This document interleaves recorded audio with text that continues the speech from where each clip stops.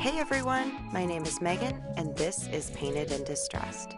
If you're new to my channel, welcome! I'm so glad you're here, and if you don't mind clicking that subscribe button, I would greatly appreciate it.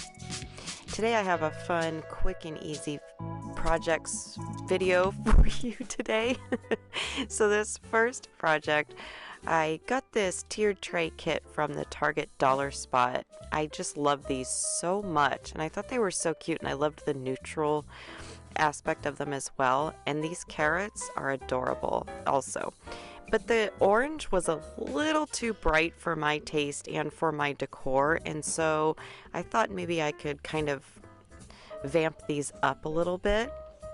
And so these were heavily glued. And so I just took my heat gun and just melted the glue essentially to get them all apart to move on to the next step.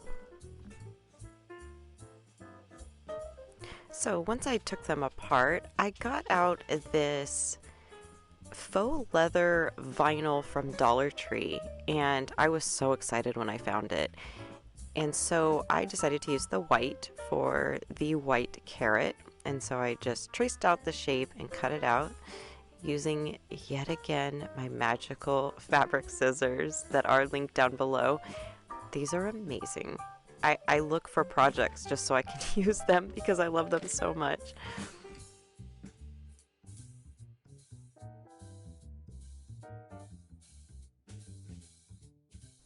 And then for the orange one, I am just I am just painting the sides using my white Waverly chalk paint.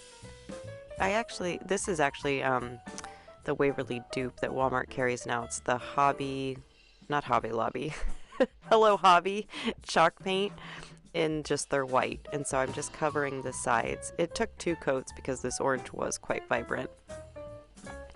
And then I'm taking this beautiful fabric I found at Dollar Tree. I love the colors, and they have a bunch of different colors that are all just these really pretty muted colors.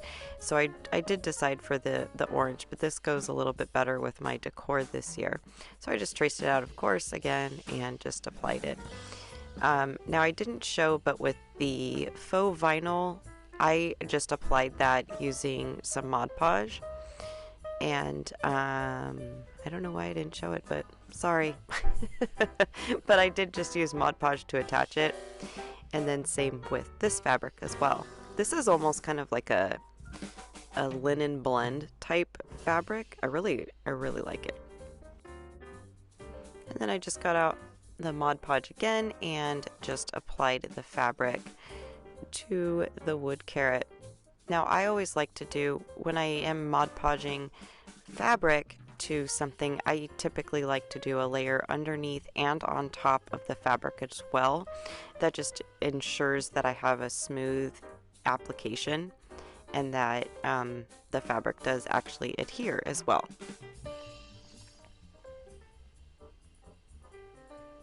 And then, of course, I had to rough these up a little bit. So with the I left the wood carrot because I really liked the faux wood on there, so I just left that. But I'm just roughing up the faux leather one here, just the edges a little bit, just to give it a little bit more of a rustic look to, again, go with my decor. And these sanding blocks are amazing. They're from Dollar Tree, and they work really good. And so then I'm just going to reattach them. So I'm just taking some hot glue and just attaching them the same way that they were when I took them out of the package. And I really liked the thread that they had on top for the greenery, so I just left it. Now I did put this bow on, or this twine back on, but I actually ended up taking it back off because I liked it without it. And this is how they turned out. I like how they have different textures too. I just think it looks really cool, especially on my tiered tray. And I would love to know what you think of this super easy project down in the comments below. So this next project, I changed my mind so many times with this, but first I'm taking these little bunnies that I got from Hobby Lobby, and they were a really glossy paint on them, so I sanded them down, of course, took off the clothespins that were on the back of them, and they did have some nails too, so I'm just smoothing everything out because I wanted to give these a paint. And then once that was all smoothed out, then I got out my folk art chalk paint in the color Sage that I have been absolutely loving this season. It's such a beautiful muted green color. And so for one of them, that's the color that I painted. And I only needed one coat with after I sanded them down, so that was nice. And then for the other bunny, I originally painted using my folk art. I believe it's Victorian pink or something like that, but I did not like it, so I got out my ballet slipper by Waverly chalk paint. And it is quite old, but I am holding on to it because I can't find a new one in any of the stores. So I just added a little water to it, and because it was quite thick, because I just love this color. It's so beautiful. So then I just gave it one good coat.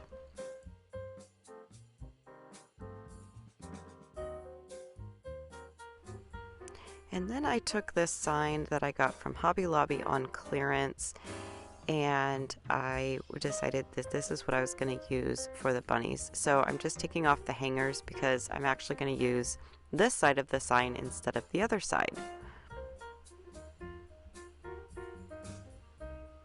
So it was a little rough. It has been sitting in my stash for quite a while, so I just needed to sand it down a little bit just to smooth out the edges so I didn't get any splinters. But I really liked the wood on it, and I liked the tone of it, and so I didn't want to paint it or do anything like that. And then I took these jute carrots from Dollar Tree. The orange I didn't feel, I don't know, I didn't like the tone of them with the green and pink bunnies, and so I just took off the jute, and then I got out some white yarn from Dollar Tree and I just wrapped it around. And in the left hand of your screen I had a little helper with me. She was painting some wood bunnies and eggs. My daughter, who absolutely loves to craft as well, so it's fun when, if I'm ever crafting in the daytime, which is very rare, but then she does get to come out and help me. And look how cute she drew on that bunny. And she had to make sure that it was in frame as well. Oh, and she had to wave. And then once I got to the bottom of the carrot, or the end, then I just gave it a little glob of hot glue and then just cut off the yarn, and then it was done. And then for the little stems, then I decided to use this green and white baker's twine from Dollar Tree, and I just cut a few stems of it that were roughly the same length as the original stems, and they came with, like, it almost looked like a piece of a paper clip. So I just wrapped them back around that and then just attached it that way. And then of course these bunnies need little bows for a boy and a girl, I guess. Or two girls, doesn't matter, or two boys. But I just gave one a little bow tie using this Dollar Tree ribbon and wrapped a little twine around it to secure it to make a little bow tie.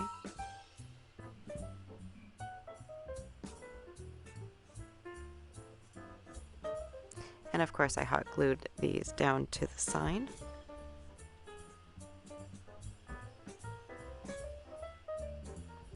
And for the girl, I made the same bow, but for, I guess, her ears, to make it a little bit more feminine or something. I don't know. I don't know what I was doing. I tried to tie and like make it just a regular shoestring bow. I cannot make a tiny little bow, and it looked all weird and wonky, so I just actually cut the ribbon in half, as you see I'm doing here. And because it just seemed too big and it was taking over her ears. So I just kind of cut it in half and then just tried to make a little bow like that.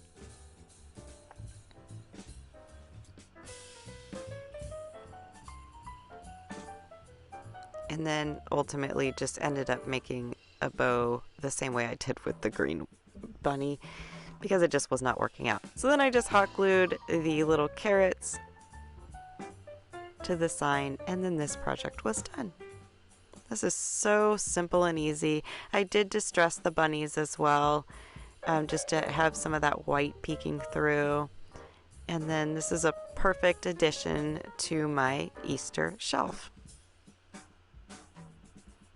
This last project is definitely my favorite. I seem to always save my favorites for the last projects in my videos, but I got this sign at Dollar Tree and it's so cute on its own, but it was a little, not really my style. So I just flipped it over and I'm just giving it 2 good coats of Milk Jug by Folk Art chalk paint. And then this company called Hippie Crafter, and their website is linked down below. It's called hippiecrafter.com. They reached out to me and sent to me this 25 pack of acrylic paint markers, and I could not wait to use them because I love a good paint marker. And as you saw in the previous project, my daughter does too. But these really intrigued me because they are acrylic, but they also come with 2 different types of tips, which you'll see in a second. So there's like the regular dome tip or whatever it's called, and then they also come with a chisel tip. And I love a chisel tip. It especially for precision or precise applications. But Hippie Crafter, they have all kinds of crafting supplies on their website. They're an American company here in Florida, and they have all canvases and oh my gosh, epoxy, paint pens, tie-dye. They have all kinds of stuff. So I could not wait to use these, and so I wanted to make a fence, of course, like the original sign was, and so I just got out one of the markers and used it. And let me tell you, I was so impressed by these. I didn't have any bleeding. They dried down fast and matte, and I just was blown away by them.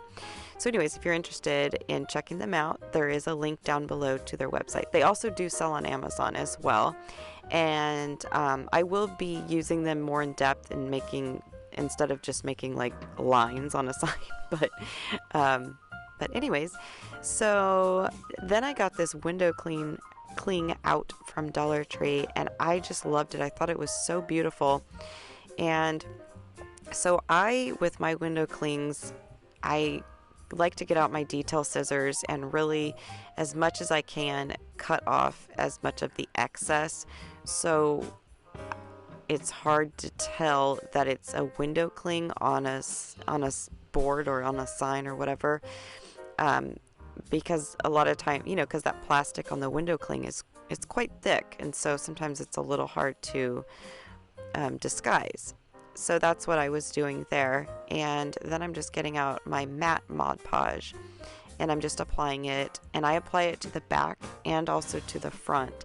And I actually do the entire front of the sign just so they all are just kind of married together and look like one solid piece. And so that's what I did, just to make sure there was no glare, no gloss or anything like that, and that it looks like actual artwork. One thing I do wish I shouldn't have done, I think, is put the line where you can see behind the bunny. I don't know. I would love to know your thoughts down below. Should I have left that line out? Because you can definitely see through it. I wasn't thinking when I was making my lines. I was so excited to use my markers. So anyways, I'm just adding Mod Podge to the front and the back, as I mentioned. And then I wanted to give this more of an authentic look. And so I got out my white wax, and then I also added just a little bit of white chalk paint to it, because sometimes, and it even still here, you can tell it's a little bit on the yellow side, and I don't like that because sometimes it does dry down a little yellow, especially over white sometimes, not all the time. But anyways, so I just applied it to this entire sign on top of the window clings and everything, using a paintbrush, and then just a piece of a sponge to wipe off all of the excess so it's not too much. And I love how it softened everything up, and it really did make everything just as one. And when I showed this to my husband, he was actually so shocked and surprised that this was actually, I used window clings. And he's never surprised about anything. So, so then I just took some wood beads to use as a hanger. These are actually leftover wood beads from a Dollar Tree sign that I just put in my stash. And then the blue ones are also from Dollar Tree as well. In the pack of the multicolored ones you get in the Crafter's Square section. Then I just attached it to the top of the sign, so that way I could hang it. And this is how it turned out. I love this so much. I think it's so beautiful, so soft, and to me it looks like something you would find at Kirkland's or something like that for like 20 to 40 bucks, and I paid like $3. Thank you so much for sticking around and watching this video in its entirety. I appreciate it so much. And if you haven't done so already, make sure you are subscribed so you don't miss out on any videos that I post. And I would highly appreciate if you would give this video a big thumbs up. And if you're interested in catching some of my past videos, they are linked here. And until then, I will catch you on the next one. Bye!